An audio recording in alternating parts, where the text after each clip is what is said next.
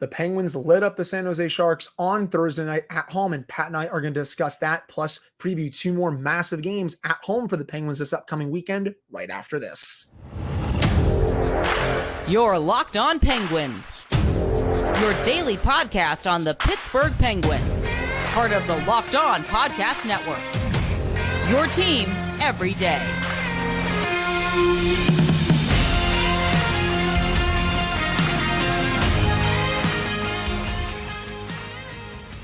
Hello, welcome back to another episode of the Locked On Penguins podcast. I am one of your hosts, Hunter Hodes. You can follow me on Twitter at Hunter Hodes. Joined by my co-host, Patrick Damp. You can follow him on Twitter at SinForWet. And you can follow the show's Twitter at LO_Penguins. Of course, thank you all so much for making this your first listen/watch of the day. We are free and available on all platforms. So the Penguins are back in the win column. They absolutely crushed the San Jose Sharks 6-3 at home on Thursday night after a really sluggish start overall. The Penguins barely even saw the puck during the first 4 to 5 minutes of this game. They were making the Sharks look like a Stanley Cup contender, to be honest, and not a team that's actively tanking. It was a very disturbing start by the Penguins, but they eventually figured out, we're playing the worst team in hockey, and they were able to score 6 goals on the Sharks after only scoring 2 goals in their previous 4 games. And you know what I really liked about this win, Pat? They finally got quite a bit of depth scoring. Jeff Carter, Noel Acciari, and John Ludwig made up for half of the Penguins' goals in this game. I wish we could have said this earlier in the season when the Penguins were more in the playoff race, but it's funny, they are 5 points back of a playoff spot right now. But I just wish this could have happened a bit earlier in the season, but it's nice still to see it whenever it happens, even though it was against the worst team in the league. But obviously, I'm glad to get the win, though I do feel like the Penguins, they still have a higher gear that they can get up to. I feel like they didn't play as well as they could have in this game overall, even though they scored 6 goals. It was a solid performance overall. Like you said, the first 5 or so minutes of the game were brutal. They barely, if at all, touched the puck and made the San Jose Sharks look like a contender in the West, and then they woke up. And the other thing about last night's game is, like you said, you got depth scoring. Jeff Carter, John Ludwig. I know we have to call him depth at this point, the way he's been playing, but Rickard Rakell. And those are the things that you want to see from this team. And Noel Acciari also gets a goal. And you look at a game like this, and it's similar to something we've discussed before. You look at this stuff and you think, where has this been all season long? Again, worst team in the NHL, so really hard to get a gauge over it. But at the very least, now, after getting that win and the way the rest of Thursday night's NHL slate of games played out, the Penguins suddenly have some life, and we'll see what happens. That's the funniest thing that came out of that game, because everyone in front of them, except the Capitals, lost last night. The Red Wings, which we'll get to later on in the show, they've lost 7 in a row. They look like utter crap right now. They're really missing Dylan Larkin. They had a recent fight at practice. Again, we'll get into a deeper dive for the Red Wings a little later on in the show, but they're playing really bad. The Islanders have lost a couple games in a row. The teams in front of the Penguins really don't want to bury them. And the Penguins right now are closer to a playoff spot than they were a week ago. And this team has been playing like utter crap for the last 2 weeks. That's the most hilarious thing, honestly. It is. And I will say this about last night's game. That had the makings of the kind of game that we have seen all season long, where a couple things go wrong, couple things don't go their way, and they just fall apart. You know, we saw it 2 different times. They take a 1-0 lead, then the Sharks take a 2-1 lead into the first intermission. They come out, Jeff Carter gets a goal, they tie it up. Malkin then scores, they take the lead, but then right before the end of the second period, tie game. And then they go out in the third and they dominated the Sharks in the third period. The Sharks got all of 4 shots in the third period to the Penguins 14 or 13. And that's just an effort we haven't seen all year long. That had the makings of a game where this team completely implodes upon itself. And that didn't happen last night. They came out, they stuck to the game, they stuck to what they were doing, because let's be honest here. In the second and third period, the Penguins were absolutely the better team. And at this point, you want to see that from them. We've wanted to see that from them all year. And to see them actually come out stick to their game plan, continue to play hard, continue to play determined hockey, and get a win, regardless of where this season is right now, that's a good sign.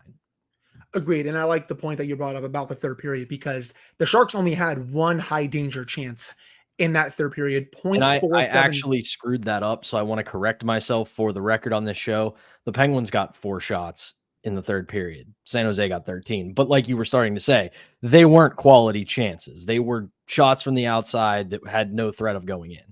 Every shot the Penguins had in the third period basically went in if they only had 4 shots because of the goals that they scored, obviously. But yeah, for the Sharks, only one high danger chance, 0.47 expected goals for. Really good job by the Penguins to clamp down defensively in that period. And I would love to know what Mike Sullivan said at the second intermission, just because of the way they were playing for the first 40 minutes. It just wasn't the performance that I was hoping to see against the worst team in the league. And yeah, they turned it up a little bit in the third period, even though it got a little bit dicey at times. I mean, there was still a time in the third period, Pat, where I was like, are they going to find a way to blow it against the worst team in hockey? Thankfully, they didn't, but that was still in the back of my mind a little bit. But switching gears a little bit, you know who the one player that really stood out to me was last night again? Drew O'Connor. He continues to be an absolute menace on the forecheck. The way that he has matured into a bona fide top 9 player this season has been something to behold. Again, I don't think he's a long-term answer in the top 6 for the Penguins. I think on a true contending Penguins team, which is what they're going to try to do for next season, I think he is a really solid third liner. But the way he's playing right now, these last couple of games, he's been fantastic. He was knifing through guys like it was nothing against the Sharks, really establishing the forecheck down low, winning puck battles, getting it back to the point, setting up quality scoring chances, getting a couple of chances of his own. And in fact, his forecheck led to the Evgeny Malkin goal that made it 3-2. He had that nice shot. Evgeny Malkin follows it up, gets the rebounding, gets it past Magnus Krona. But I just love the way O'Connor is humming right now. He's been fantastic. I do too. And I think it really does validate my theory of the case that one of the things the Penguins have been missing the last couple of seasons are guys like Drew O'Connor and Michael Bunting, because you look at the way those two have been playing for the last week or so, they're playing with a ton of energy. They are going to the hard areas of the ice, whether it's the front of the net or the corners in the offensive zone. They're not afraid to get a little bit physical. Now, yes, they don't need a team full of Drew O'Connors and Michael Buntings, because then you essentially become the New York Islanders, who, while they are ahead of the Penguins, they can't score goals. But you need those guys who are going to provide that spark. You need those guys who are going to put the other team on their heels to set the table for your high skill guys to go in and score. And that's what those two have been providing for the last week.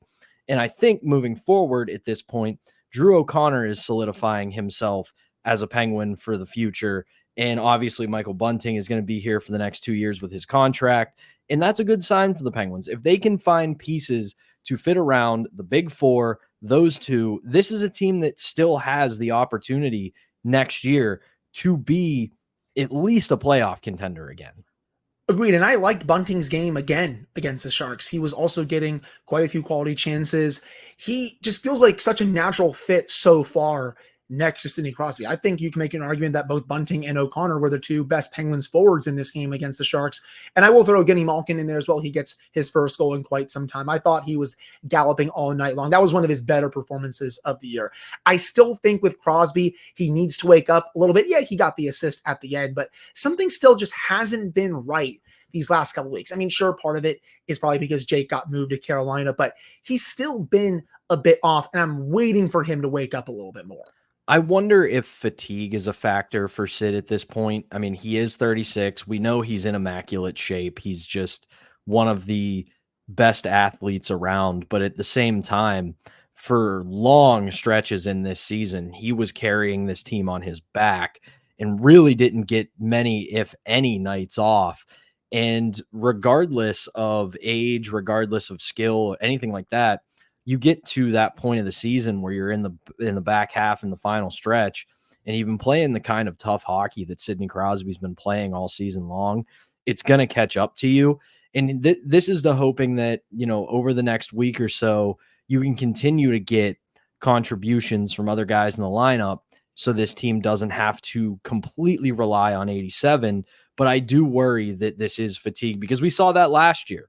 When we got down the home stretch of last season, Crosby started to slow down, and it was because of the same thing. He had to carry the team all year long.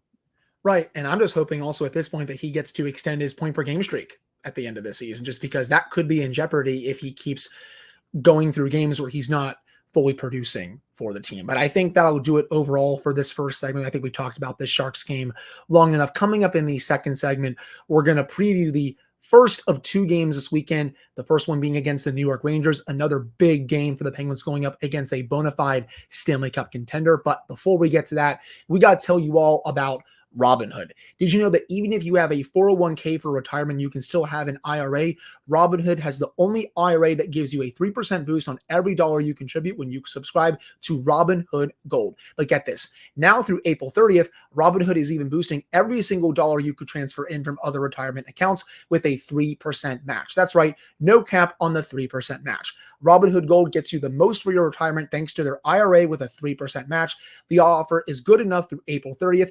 Get started at robinhood.com/boost. Subscription fees apply. Now for some legal info.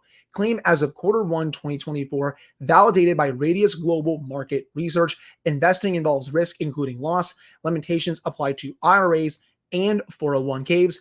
Robinhood IRA is only available to U.S. customers in good standing. Robinhood Financial LLC member SIPC is a registered broker-dealer.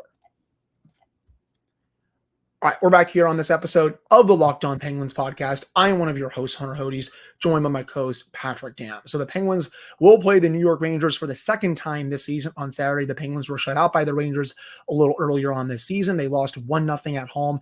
Jonathan Quick, of all people, shut them out. And honestly, I will say this, Jonathan Quick's been really good for the Rangers this year, and I did not see that coming at all. I thought he was cooked heading into this season, and he's honestly been one of the better goaltenders in the league overall. No matter who the Rangers start, whether it's him or Shesterkin, this is going to be a tough hill to climb for the Penguins. And even outside their goaltenders, this is a bona fide Stanley Cup contender. This team is loaded top to bottom. Kreider, Zibanejad on their top line. They have Panarin and Trocheck on their second line. Alexei Lafreniere, who I was not really too high on heading into the season. He has been really good overall for the Rangers and is finally starting to live up to the hype after he was selected number 1 overall just a few seasons ago. They also have Alex Wenberg on their third line. They got him at the trade deadline. Capo Caco's on their third line. You have Jimmy Vesey, Barclay Goodrow to round out their forward group. Adam Fox is one of the best defensemen on the planet. Obviously, we talked about Shesterkin and Quick. This is going to be a major test for this team. I know no one's probably thinking about the standings right now when it comes to playoffs, but again, I'll say this, they're 5 points down. And if this team has any hope of somehow climbing even more back into this and maybe leapfrogging a couple of teams this weekend, it has to start on Saturday afternoon against the New York Rangers.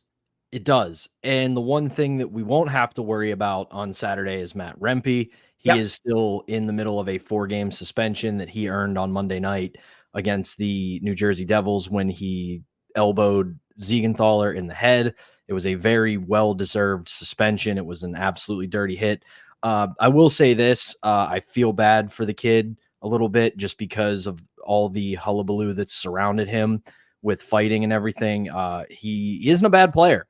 He's actually a pretty solid power forward. And I think at this point, I hope there will be an adult in the room that steps in and tells him he doesn't got to fight every single night, because the kid can play. He's a very solid bottom six power forward that will help the New York Rangers when they try to win the Stanley Cup this spring. But yeah, you're right. Overall, this is going to be a very tough test for the Penguins, even though the Rangers, I don't want to say they're fading because it's not really the case. They're 6-3-1 in their last 10. They're coming off of a 6-3 loss to Tampa Bay, who is once again showing that they're not dead just yet. But at the same time, I mean, they have held on pretty much all season long to the top spot in the Metropolitan Division. They've already got 43 wins this year. They've got 90 points.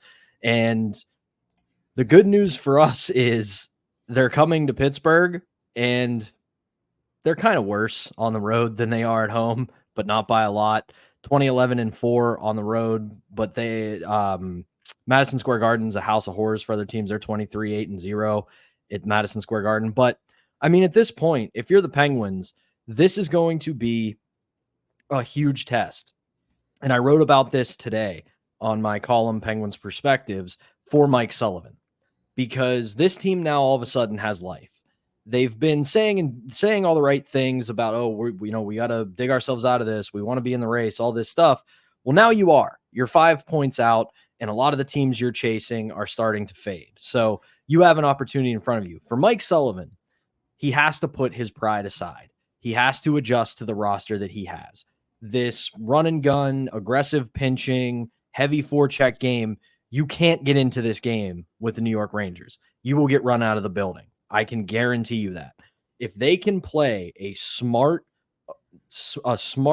game where they're not overly aggressive, they can give themselves a puncher's chance against the Rangers, because this is a team that, as good as they are, they do get frustrated. In the games I've watched them this year, when they're stuck in tough, close games, they get frustrated. So if you can frustrate the New York Rangers on Saturday afternoon, you give yourself a chance to steal 2 points from a very good team. Yeah, if you turn this into a track meet against the Rangers, you are going to get blown out because they are great off the rush. If you give them way too many odd man rushes, and if you are too aggressive with your pinches in the offensive zone, they're going to make you pay 9 out of 10 times, and it's not going to be pretty. It all starts with Artemi Panarin for me. He is a Hart Trophy contender, I think, this season, in my opinion. 36 goals, 88 points in 66 games. His 88 points ranks 6th in the NHL. He has been a wizard for the Rangers overall. Zibanejad, he's been good, not nearly as good as he used to be, but he's still been pretty solid for them overall. And Vince Trocheck is also having a great year as well, but I do think part of that is because he's been stable to Panarin for most of the season. But it all starts, and I wouldn't say ends with Panarin, but it all starts with Panarin. They still have quite a bit of talent outside of him, but if you're not shutting him down, the Penguins really don't have a prayer to win this game. And also for the Rangers special teams, because I love bringing that up on the show when I do previews. Rangers are great both on the power play and penalty kill. 7th for power play, 5th for penalty kill. So that's also going to be a very tough ask for the Penguins. And if it is Igor Shesterkin that starts this game, this is not the Igor Shesterkin that we saw December, January, where he was really struggling, kind of hovering around a 900, 905 save percentage. No, he is playing like a top 3 goaltender in the world again. You can do all the Igor chants in the world all you want. And yes, it is hilarious when the crowd does it because they've gotten into his head before. That said, the way he's playing right now, I don't think that's going to work because he has been standing on his head game after game for the Rangers. And that's going to be a really tall task for the Penguins as well, especially without Jake Ensel now. Yeah, and speaking of the goaltending in New York this season, this is a game where guys like Michael Bunting and Drew O'Connor have to absolutely eat. Whether it's Quick, whether it's Shesterkin, it doesn't matter. They have to be in one of their kitchens all game long. You have to go to the front of the net. You have to try to rattle these guys. You have to get them frustrated. And we've seen it from both guys when they come to Pittsburgh. In the heyday of this team a few years ago, that was how they got guys like Shesterkin, guys like Lundqvist off their game. They were in front of them all game long to the point where these goalies got so frustrated with having someone in front of them every single time the Penguins were in the offensive zone that they weren't worried about stopping the puck anymore. They were worried about yelling at their own defensemen to clear the front or taking hacks and whacks at the guys in front of them, and it led to scoring chances. So if I'm Mike Sullivan, I'm telling those two on Saturday, you live at the tip of the blue paint. You sit there all game long and make them move you and make either Shesterkin or Quick get upset that you're there all game long. And that's exactly what Henrik Lundqvist did towards the end of his tenure with the Rangers, because there were so many years where he would dominate the Penguins. And then the 2016 season came around, he flipped the net over. And from that point on, the Penguins destroyed Lundqvist basically every game after. I'm not saying history is going to repeat itself here and Shesterkin's going to flip the net over or anything like that. But if you can get in his kitchen and really upset him, that could really just get him going and potentially have him allow a softie or two overall. But do you have anything else to add on this game against the Rangers overall? I'm also very interested to see what the atmosphere at the arena is going to be like on Saturday, because regardless of the standings, as of the last 4 or 5 years, the New York Rangers you could argue are the Penguins' biggest rival right now. And it's St. Patrick's Day weekend in Pittsburgh. So that is going to be a party level crowd, especially if this Penguins team comes out with some jump. So if you're the Penguins, you have a lot of factors going in your favor right now. Yes, it's a very good Rangers team. You are not as good as this Rangers team. Let's not get that twisted, but you have a chance to play spoiler. You have some life once again in the playoff race, and it's a holiday weekend in Pittsburgh. If you give the crowd something to be cheerful and something to be hostile towards the Rangers about, they are going to take it, no questions asked. So you have a very good opportunity in front of you as the Penguins this weekend. Is it a tall task to get into the playoffs? Absolutely. You have to leapfrog quite a few teams to get there over the final month of the season. I still feel like it's unlikely, but if you have any shot of doing it, you have to get at least 3 out of 4 points, if not sweep this back-to-back, because say you somehow do sweep this back-to-back and the other teams in front of you keep losing, there is a very low possibility, but it's still out there, that by the end of this weekend, you could be a point or two out of a playoff spot, which would honestly make me laugh forever, just because of the way this team has mostly been playing since the Gensel trade and even before Jake got traded. Overall, I do expect this to be a pretty good crowd at PPG Paints Arena. I think there's going to be quite a few Rangers fans there as well, just because the Penguins aren't playing as well as they normally do this time of year. But this has to be a good and fired up crowd with the way they beat San Jose. It's one of your biggest rivals coming in. And I will agree with you, actually, Pat. I do think right now, this is the Penguins' biggest rival. Washington for a time, yeah, that was the case, but that's kind of fizzled out over the last few years. Philadelphia, this might be a hot take to some people. I don't think the Flyers have been the Penguins' top rival in a decade. I'm sorry, people. That rivalry, it's been quite a while. Yeah, that rivalry has been kind of dead for quite a while. I expect it to wake up at some point, but right now I think the Rangers are the Penguins' biggest rival, and you're going to see that in this game overall. But I do think that'll do it for this second segment. Coming up to end the show, we're going to preview the second half of the back-to-back against the Detroit Red Wings, a team that has been fading pretty heavily as of late. But before we get to that, we got to tell you all about Ibotta.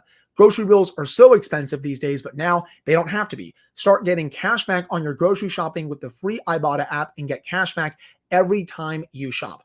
Ibotta is a free app that gives you the most cash back every time you shop on hundreds of items, from groceries to beauty supplies to toys, so you can make sure you're beating inflation no matter what you're purchasing. The average Ibotta user earns $256 per year. That could cover the cost of an entire shopping trip, so you can buy that flight you've been eyeing, that game you've been dying to go to, or the fancy dinner that you've been craving. Right now, Ibotta is offering our listeners $5 just for trying Ibotta by using the code LOCKEDONNHL when you register. Just go to the App Store or Google Play Store and download the free Ibotta app to start earning cash back and use code LOCKEDONNHL. That's Ibotta in the Google Play or App Store and use code LOCKEDONNHL.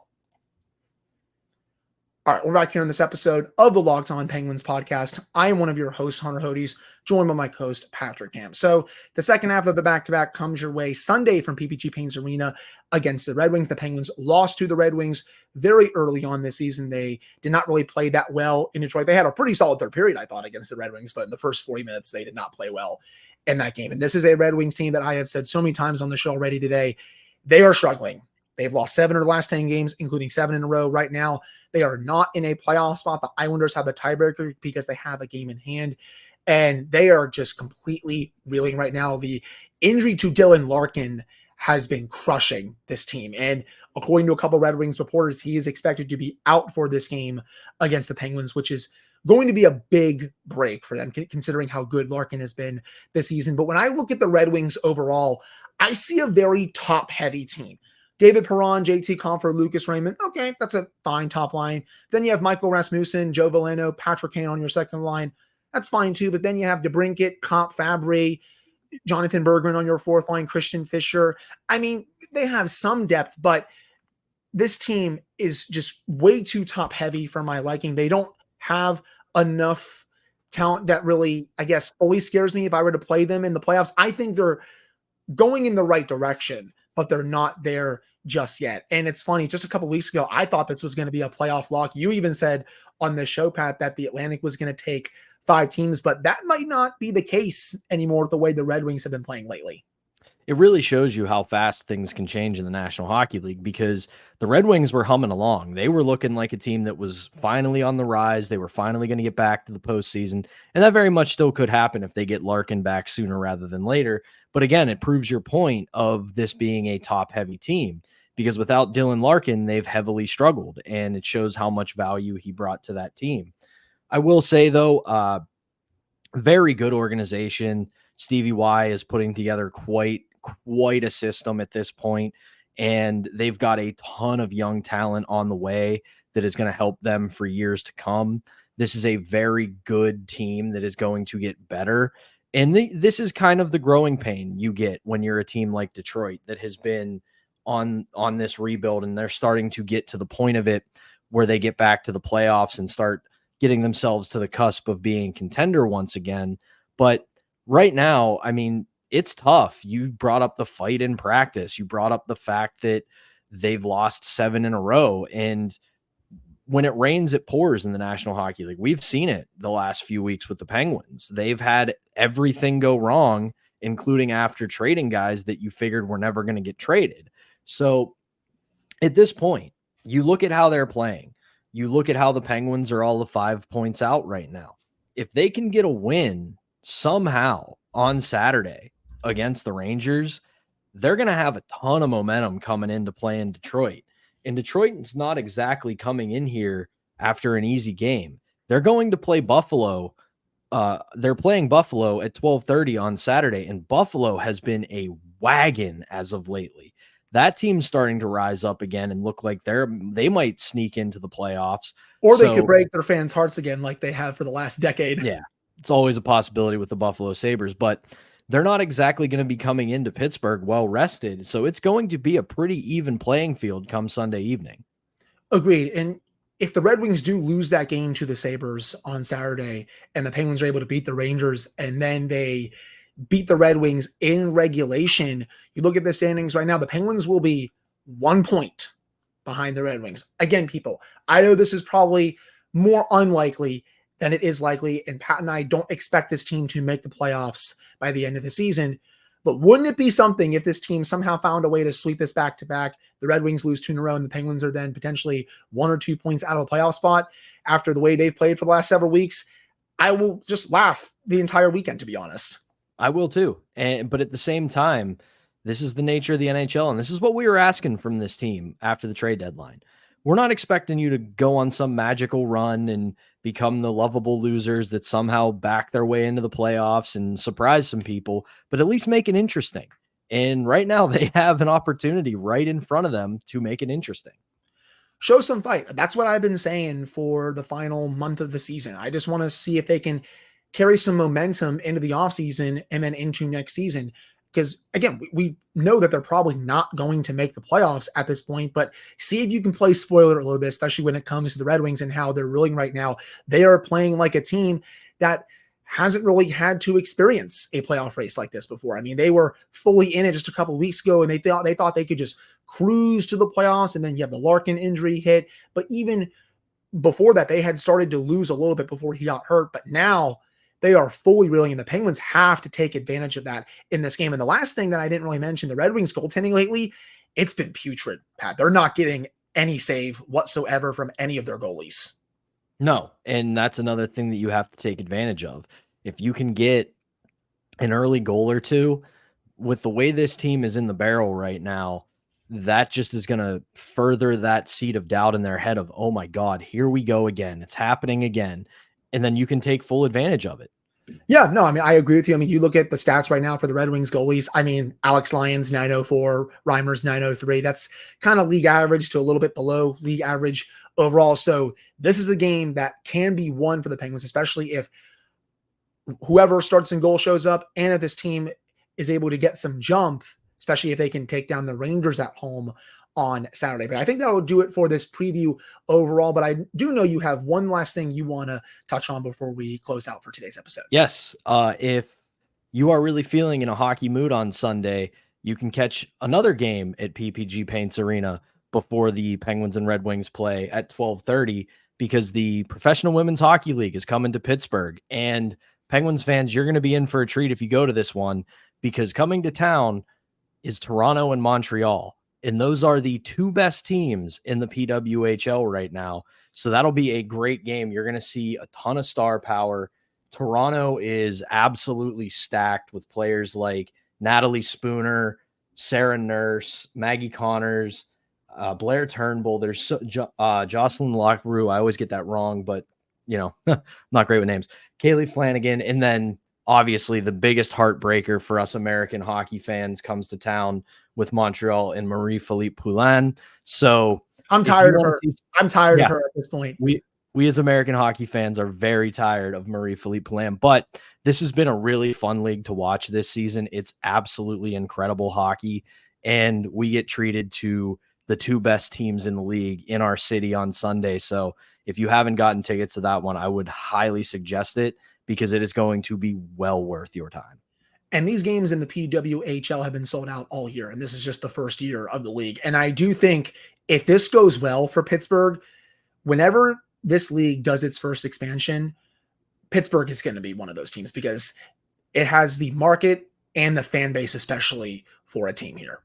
It really does. And I covered at the time, it was the NWHL All-Star game when it was in Pittsburgh in 2017 at the Lemieux Complex. And that place was packed wall to wall for 2 straight days. So it is the market is here for a PWHL team. And as we know, the Penguins have been working very hard behind the scenes to try to make it happen here in Pittsburgh. And I really hope that it does because this is a great league with a ton of talent and it's very much worth watching. I will say this, if you haven't watched it yet, they stream all of their games on YouTube and it's completely free.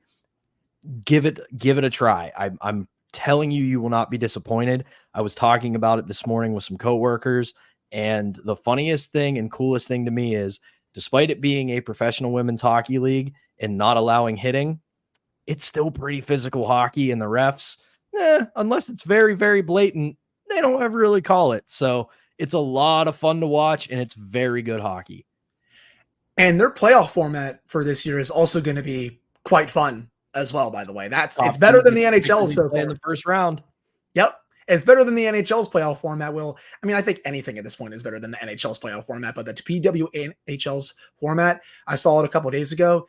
It's going to be fun, to say the least. And I do think within a couple of years, whenever this league expands, Pittsburgh is going to be one of the first cities that gets a team. But that will do it overall for this episode. Thank you all so much for taking the time to listen to / watch this episode. Pat and I will be back with another show for you all on Monday to recap both games against the Red Wings and the Rangers, plus get you all set for the week ahead for this team. But that'll do it. Again, thank you all so much for tuning in. We'll talk with you all on Monday. Hope you all have a great weekend overall.